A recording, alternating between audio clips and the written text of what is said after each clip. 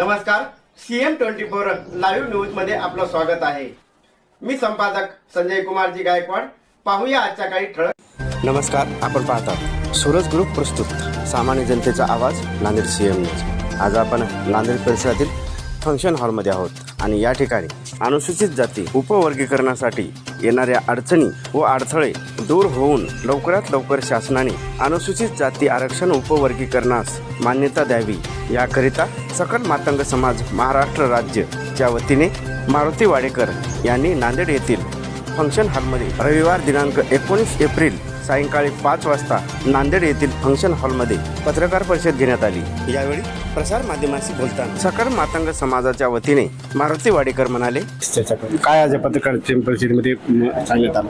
माननीय बदर समितीने शासनात जो अहवाल सादर केला ते कॅबिनेटला विषय गेल्यानंतर कॅबिनेट नोटमध्ये बदर समितीकडे प्राप्त अर्ज व निवेदने याचा अभ्यास करून वर्गीकरणाचा आराखडा 1 महिन्यात सादर करावा अशा पद्धतीचा असताना या खाली प्रशासकीय पातळीवर त्यात फेरबदल करून 15 दिवसामध्ये 15 तारखेपर्यंत निवेदन आक्षेप मागवणे, त्यानंतर 30 तारीख वाढवून दिली आणि 2 दिवसात त्याच्या सुनावण्या घेणे अशा पद्धतीने त्यात घुसडवलं आणि महाराष्ट्रातलं जे अनुसूचित जातीच्या वर्गीकरणाचा लढाई अंतिम टप्प्यात आली होती त्याला पुढे ढकलण्याचा हा जाणीवपूर्वक प्रयत्न आहे आणि महाराष्ट्रातल्या 2 जातीमध्ये 2 समाजामध्ये अशा पद्धतीने प्रश्न निर्माण करून भांडणे लावण्याचा, त्यांची डोसके खराब करण्याचं काम या निवेदनातून झालेलं आहे। म्हणून शासनाला आमची हात जोडून विनंती आहे की जे कॅबिनेट नोटमध्ये मंजूर झालेलं आहे त्या पद्धतीनं मुख्य सचिव साहेबांची समिती असावी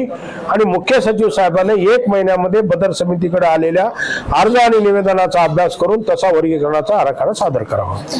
या ठिकाणी आपण वर्गीकरण मागताय, परंतु बऱ्याच कार्यकर्त्याकडून किंवा बऱ्याच समाजातून या ठिकाणी विरोध देखील होत आहे, याबद्दल आपली काय प्रतिक्रिया? विरोध होण्याचं कारण कसं असते बघा, जे आजपर्यंत आरक्षण चालू झालेलं आहे त्यांचा वाटा बेनिफिट जास्त मिळालेला आहे। एखादा आपला वाटा जर त्याच्यात वाटेकरी होत असेल तर कोणालाही वाईट वाटू शकते, आम्हालाही वाटू शकते की आपलं जर कोणी मागत असेल तर त्या भावनेतून जर कोणी करत असतील, काही अज्ञानातून, ही वस्तुस्थिती माहित नाही, परिस्थिती माहित नाही, माननीय भूषण गवई साहेबांसारखे सुप्रीम कोर्टाचे जज यांनी निर्णय दिला, त्यात त्यांनी स्पष्ट सांगितलं मागासलेपणाच्या आधारावर यांना वर्गीकरण देण्यात यावं।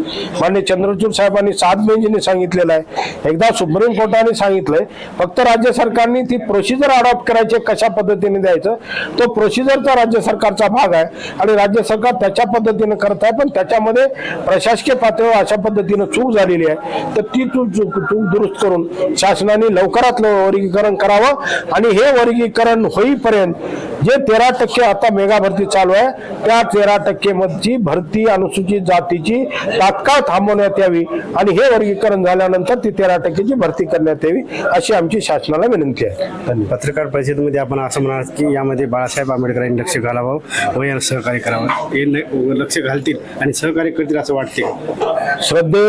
डॉक्टर बाबासाहेब आंबेडकरांच्या नंतर श्रद्धे बाळासाहेबांवर आमची श्रद्धा आहे, आमचा विश्वास आहे, आम्ही त्यांना मानतो। म्हणून आमची विनंती आहे श्रद्धे बाळासाहेब आंबेडकर साहेबांना, तुम्ही सकल मातंग समाजाला त्याच्या प्रमुख लोकांना आपल्याकडे बोलवा, आमची यायची तयारी आहे, हा विषय समजून घ्या, आमच्या काय अडचणी आहेत काय ते समजून घ्या आणि हे वर्गीकरण करण्यासाठी या वर्गीकरणाच्या लढाईचं नेतृत्व आपण करावं आणि बाबासाहेबांच्या नंतर आपण महाराष्ट्रातल्या 59 जातीला न्याय देऊ शकता म्हणून ती भूमिका आपण घ्यावी अशी आमची त्यांना विनंती आहे, असं माननीय बाळासाहेबांना आव्हान आहे। आपण पत्रकार परिषद घेतला तर आपलं सरकार देखील वर आपलंच आहे, तर आपण हे मुख्यमंत्र्यापर्यंत न्याल का? माननीय मुख्यमंत्री महोदयाकडे ही विषय आम्ही घेऊन जाणार आहोत, आम्ही वेळ मागितलेला आहे, वेळ मिळाल्यानंतर हा विषय सांगणार आहोत। पण तत्पूर्वी जसं मी आता म्हणलो की महाराष्ट्रातल्या या तमाम दलित शोषित वंचित समाजाचं बाळासाहेबांनी आमचं खुलं आव्हान आहे, आम्हाला कुठेही बोलवावं, मीडियात बोलवा, कुठेही बोलवा, कोणत्याही ठिकाणी बोलवा, आम्ही यायला तयार आहोत. आपण बोलवावं, आम्ही वस्तुस्थिती सांगतो, समजून घ्यावी आणि यामध्ये सोयीस्कर मार्ग वर्गीकरणाचा बाळासाहेबांनी करावा एवढी विनंती. धन्यवाद. इतर जाती धर्माचं म्हणणं असं आहे की तुम्हाला जर आरक्षण पाहिजे असेल तर आपण शिकायला पाहिजे होतं, शिकलो असेल तर आपल्या आरक्षणाची गरज नव्हती.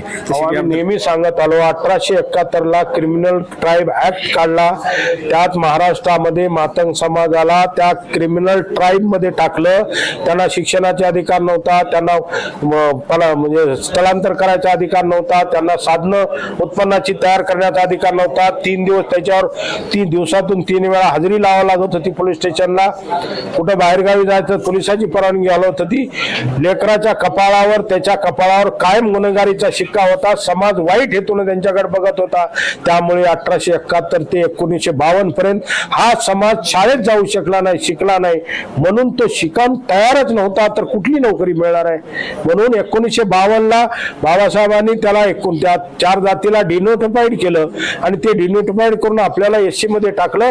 आणि ज्यांच्यासोबत स्पर्धा होती ते फार पुढे गेलेले होते, त्यांच्यासोबत आम्ही स्पर्धा करू शकलो नाही. म्हणून मातंग समाजाचं प्रमाण अत्यल्प आहे. म्हणून आम्हाला स्वतंत्र जर अशा पद्धतीनं आरक्षण दिलं, आम्हाला जर वर्गीकरण केलं तर आमचे लेकरं शिकू शकतील, आम्हाला त्याचा योग्य वाटा मिळू शकेल आणि त्यातून आमच्या समाजाची प्रगती होऊ शकेल. आरक्षण उपवर्गीकरणावर नाना पटोलेने दिलेलं आहे, याच्याबद्दल काय? नाना पटोलेचं वक्तव्य हे निव्वळ राजकीय हेतून प्रेरित असलेलं वक्तव्य होतं. नाना पटोले विदर्भातून येतात, विदर्भामध्ये त्या समाजाची संख्या मतदान जास्त आहे, त्यांचं लागून चालन करण्यासाठी त्यांची स्तुती करून ते आपल्या विधानसभेमध्ये आपल्याला कसं फायदा होईल या हेतून नाना पटोले बोलले. पण नाना पटोले काँग्रेस सारख्या पुरोगामी पक्षाचे कार्यकर्ते आहेत, ते अध्यक्ष होते.